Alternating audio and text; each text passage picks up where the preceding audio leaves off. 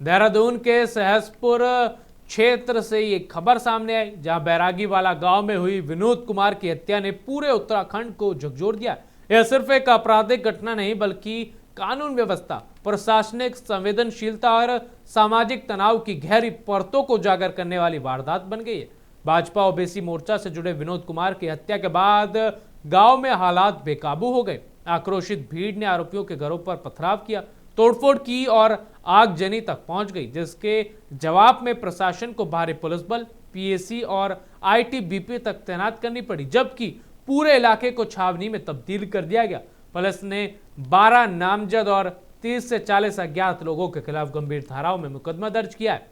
वहीं ये भी इस खबर पर इंसानियत भी शर्मसार होती नजर आई।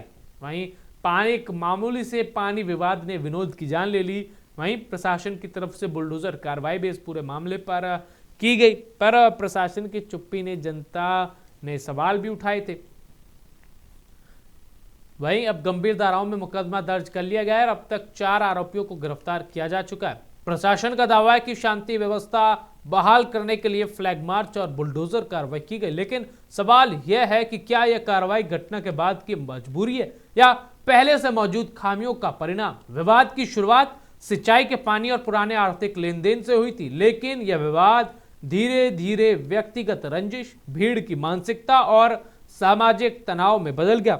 आरोप है कि हथौड़ों और लाठी डंडों से हुए हमले में विनोद कुमार की हत्या कर दी गई, जबकि उनके परिवार के अन्य सदस्य गंभीर रूप से घायल हुए।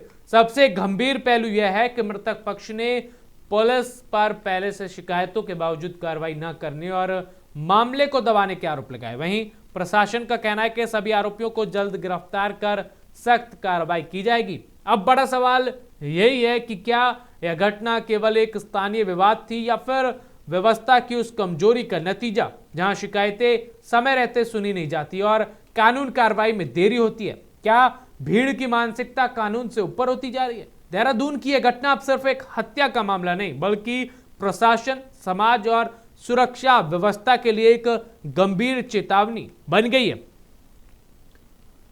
और वहीं इस पूरे मामले पर उत्तराखंड के मुख्यमंत्री पुष्कर सिंह धामी ने क्या कुछ कहा, आपको सुनवाते हैं। मैं कहना चाहता हूं कि उत्तराखंड के अंदर कोई भी कानून अपने हाथ में लेगा, अपराध करेगा, भाइयों बहनों, अब उत्तराखंड की ये व्यवस्था, यहाँ का प्रशासन पूरे व्यवस्था के तहत, कानूनों के तहत उसके खिलाफ सख्त से सख्त कार्रवाई करेगा, कठोर कार्रवाई हम करेंगे। देहरादून में भी इस प्रकार की घटना हुई है। हम सारे कानूनी पहलुओं का प्रशासन वहां पर अध्ययन कर रहा है और उसके बाद वहां भी सख्त कार्रवाई की जाएगी। किसी को छोड़ा नहीं जाएगा। जो भी अपराधी है वो अपराध करके बच नहीं पाएगा।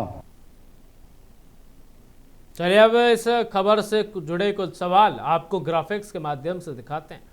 तो खबर से सवाल, सबसे पहला सवाल है कि क्या प्रशासन समय रहते बैरागी वाला में बढ़ते तनाव को रोकने के लिए प्रभावी रणनीति लागू कर पाया था?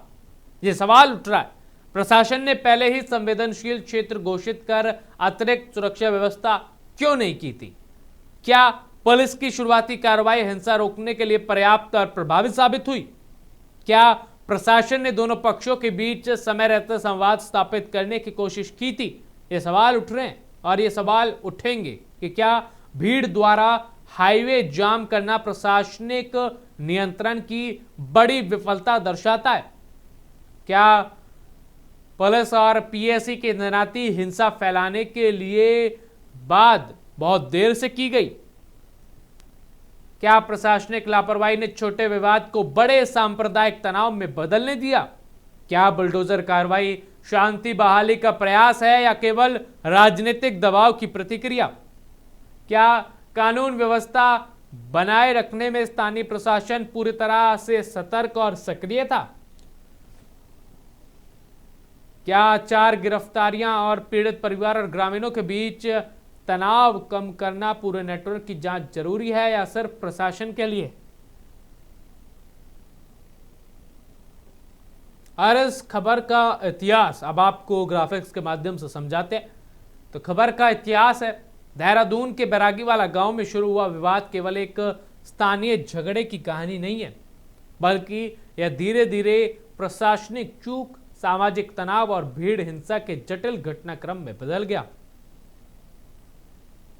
आपको बता दें, घटना के अगले चरण में विवाद ने हिंसक रूप ले लिया, जब एक पक्ष के विनोद कुमार पर हथौड़े और लकड़ी के फट्टों से हमला किया गया। वहीं यह घटना केवल व्यक्तिगत नहीं रही, बल्कि तुरंत सामाजिक और सामुदायिक तनाव में बदल गई।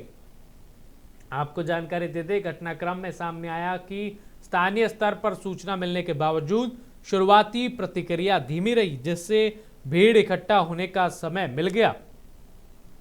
वहीं इसके बाद गुस्साई भीड़ ने सड़क जाम कर दिया, आरोपियों के घरों में आगजनी की और पुलिस तथा मीडिया पर पथराव किया। स्थिति बिगड़ने पर प्रशासन को आईटीबीपी और पीएसी तैनात करनी पड़ी। वहीं फ्लैग मार्च निकालना पड़ा और इंटरनेट सेवाएं अस्थायी रूप से बंद करनी पड़ी।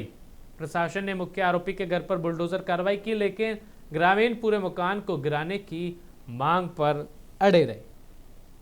वहीं 12 नामजद और 30 से 35 अज्ञात लोगों पर केस दर्ज किया गया और 4 गिरफ्तारियां हुई।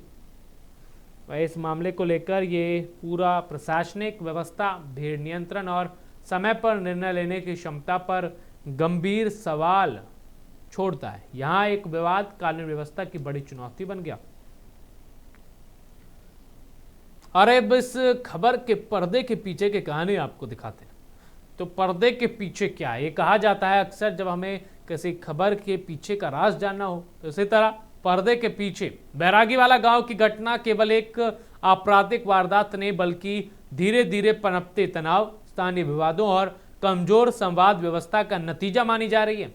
विवाद की जड़ अचानक नहीं उभरी, बल्कि लंबे समय से सिंचाई के पानी, पैसों के लेन देन और जमीन से जुड़े छोटे छोटे झगड़े बढ़ते रहे, जिन्हें समय रहते सुलझाया नहीं गया। वहीं स्थानीय स्तर पर कई बार शिकायतें और आरोप प्रत्यारोप सामने आए, लेकिन ठोस मध्यस्थता या प्रभावी पुलिस हस्तक्षेप की कमी दिखी। घटना वाले दिन भी शुरुआती कहासुनी को गंभीरता से लिया जाता तो स्थिति हिंसा तक नहीं पहुंचती, लेकिन भीड़ जुटने का सिलसिला तेज हुआ और अफवाहों ने आग में घी का काम किया। सोशल मीडिया और मौखिक संदेशों के जरिए तनाव तेजी से फैलता गया, जिससे दोनों पक्ष आमने सामने आ गए। वहीं आपको ये भी बता दें कि घटना के बाद हालात अचानक बेकाबू हुए तो पुलिस को अतिरिक्त बल, पीएसी और आईटीबीपी को बुलाना पड़ा। वहीं स्थानीय सामाजिक ताने बाने में पहले से अविश्वास मौजूद था, जिसे समय रहते भरोसे में नहीं बदला गया।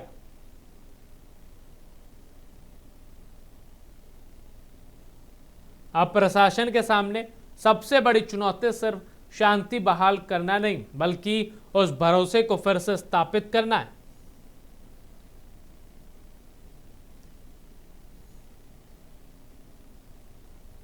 और अब आपको इस खबर का पोस्टमार्टम करके दिखाते हैं। तो खबर का पोस्टमार्टम है कि यह घटना केवल कानून व्यवस्था की विफलता नहीं, बल्कि कई स्तरों पर हुई चूक का सामूहिक परिणाम मानी जा रही है।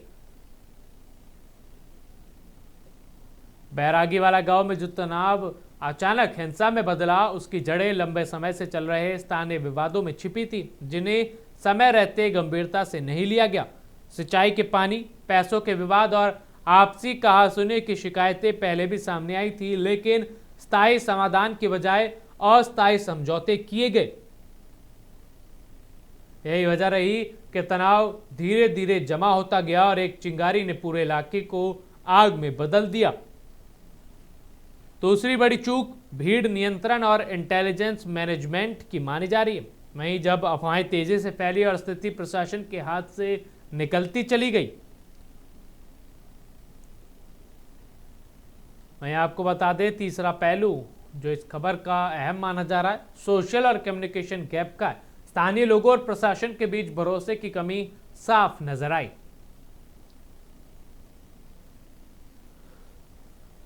वहीं शिकायतें सुनने और समझाने की प्रक्रिया कमजोर रही, जिससे गुस्सा और असंतोष बढ़ता गया। चौथा पहलू घटना के बाद की प्रतिक्रिया से जुड़ा है। हालात बिगड़ने पर भारी पुलिस बल, पीएसी और आईटीबीपी तैनात करनी पड़ी। लेकिन तब तक नुकसान हो चुका था। जाने गई संपत्ति जली और सामाजिक तनाव गहरा गया।